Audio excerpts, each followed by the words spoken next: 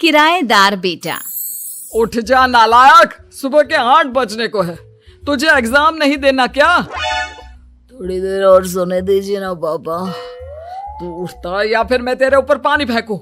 रोज गधों की तरह सोता रहता है, पेपर की कोई टेंशन ही नहीं है। और एक हमारा समय था जब हम पेपर में फेल होने के डर से रात भर पढ़ा करते थे, सो ही नहीं पाते थे। तो क्या अब आप उसका बदला मुझसे लेंगे? मैं 15 मिनट बाद उठ जाऊंगा, आप प्लीज जाइए, मुझे डिस्टर्ब मत कीजिए। इतना कहकर रौनक रजाई ढककर फिर से सो जाता है। तू ऐसा नहीं मानेगा, रुक मैं अभी पानी लेकर आता हूं। बस फिर क्या था, इतना कहकर वो भागते हुए बाथरूम में जाते हैं और पानी की एक बड़ी सी बाल्टी लाकर रौनक के ऊपर फेंक देते हैं। पानी पड़ते ही रौनक झट से उठ जाता है। ये आपने क्या किया पापा? अब तो उठेगा नहीं तो यही करना पड़ेगा ना। वैसे थैंक्स डैड, आपके कारण ना अब मुझे नहाने की भी जरूरत नहीं पड़ेगी। चलिए अब आप माँ से बोलकर मेरे कपड़े निकलवा दीजिए, तब तक मैं ब्रश कर लेता हूँ। वैसे कल ना आप एक काम और करना, नहलाने के साथ साथ मुझे ब्रश भी करवा देना।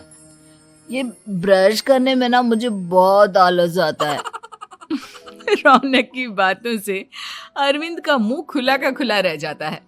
वो अपनी पत्नी कमला के पास जाता है और रौनक की हरकतों के बारे में बताता है, जिसे सुन उसकी पत्नी हंसने लगती है। तुम अपने बेटे को समझाने के बजाय हंस रही हो। रौनक बच्चा है, धीरे धीरे सुधर जाएगा, आप क्यों उसके पीछे पड़े रहते हो? अभी नहीं सुधरेगा तो कब सुधरेगा? 10वीं क्लास में है रौनक, वो अब कोई बच्चा नहीं रहा। अरविंद की इतना बोलते ही वहां रौनक भी आ जाता है।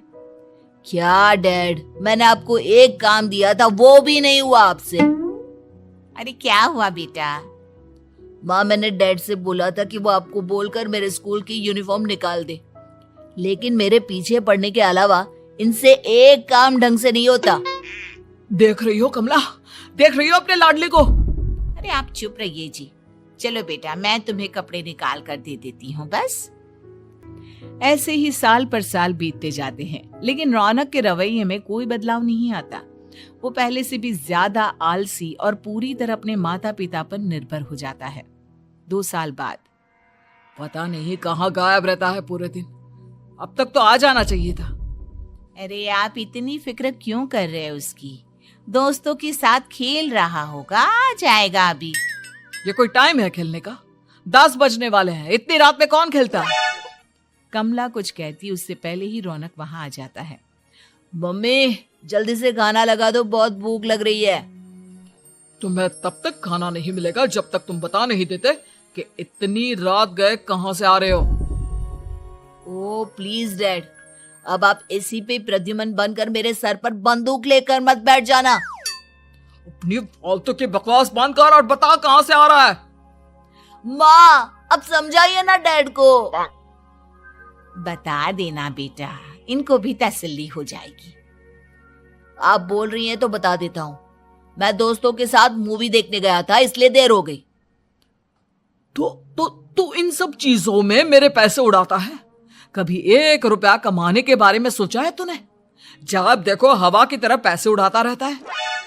माँ अब आप इन्हें चुप करा दीजिए, वरना ना मुझे गुस्सा आ जाएगा। अच्छा क्या कर लेगा? बता ना क्या कर लेगा तू? वैसे बात तो ठीक ही है, मैं कर ही क्या सकता हूँ। पैसे तो फिर भी मैं आपसे ही मांगूंगा ना। चलिए अब ये सब बात छोड़िए और मम्मी मेरे लिए खाना लगा दीजिए। अभी लगा देती हूँ बेटा। मैं बता रहा हूँ कमला, एक दिन ये ऐसे ही बिगड़ जाएगा। ओफो, आप क्यों इतना पीछे पड़े रहते हो मेरे बच्चे के? बात की बाद में देखेंगे, अभी आप शांति से उसे खाना खाने देंगे। अगले दिन डैडी मुझे 10,000 रुपए चाहिए। हाँ? अब इतने पैसे क्यों चाहिए तुझे? डैड आप बिना सवाल किए कभी पैसे नहीं दे सकते क्या? जब तक तू बताएगा नहीं तुझे पैसे भी नहीं मिलेंगे। अरे अब आप अपने बेटे को पैसे भी नहीं दे सकते? नालायक, तेरी उम्र के लोग नौकरी करते हैं और एक तू है जो नौकरी करने का नाम ही नहीं लेता कभी। आप लोगों के होते हुए भला मैं नौकरी क्यों करूं? अरे हम कब तक पैसे देंगे तुझे? तुझे भी तो अपने पैरों पर खड़ा होना होगा ना। कौन सा उधार के पैरों पर खड़ा हूं? अपने ही तो पैरों पर खड़ा हूं मैं। इसी तरह रौनक दिन प्रतिदिन लापरवाह होता जाता है। उसकी लापरवाही को देखते हुए अरविंद और कमला अपने बेटे की शादी कराने का फैसला लेते हैं और 1 महीने के अंदर अंदर ही रौनक की शादी मेघा नाम की लड़की से करा देते हैं। शादी के कुछ दिन बाद, रौनक, मुझे एक अच्छी सी साड़ी चाहिए, आप ला दोगी ना? हाँ, क्यों नहीं। कितने तक की आती है साड़ी? यही करीब 5,000 तक की। तुम चिंता मत करो, मैं आज ही डैडी से पैसे मांगकर तुम्हारे लिए साड़ी ले आऊंगा। आप कब तक ऐसे ही अपने पापा से पैसे मांगते रहेंगी? कोई अच्छी सी नौकरी क्यों नहीं कर लेते आप? अरे डैड के होते हुए मुझे नौकरी करने की जरूरत ही क्या है? पर आप ऐसे कब तक उनसे पैसे मांगते रहेंगे? कुछ आपको अपने दम पर भी तो करना होगा ना। अब तुम भी बाकी लोगों की तरह मुझे ज्ञान देना शुरू मत कर देना। साड़ी चाहिए ना तुम्हें, मिल जाएगी बस। इतना कहकर रौनक अपने पिता से पैसे मांगने चला जाता है। डैडी, मुझे 5,000 रुपया चाहिए। अब 5,000 क्यों चाहिए तुझे? वो मेघा को साड़ी चाहिए थी। अरविंद आगे बिना कुछ कहे चुपचाप उसे पैसे निकाल कर दे देता है। कुछ दिन बाद, तुम्हें नहीं लगता कमला, रौनक हम पर पहले से भी ज्यादा डिपेंड हो गया है? मुझे तो अब उसके भविष्य की चिंता होने लगी है। कल को हमें कुछ हो गया तो वो क्या करेगा? काश तुमने पहले ये सोच लिया होता तो आज हमारा बेटा इतना लापरवाह नहीं होता। तब मुझे कहाँ पता था कि मेरा लाड प्यार उसे इतना बिगाड़ देगा कि वो इस हद तक लापरवाह बन जाएगा। कोई बात नहीं, अभी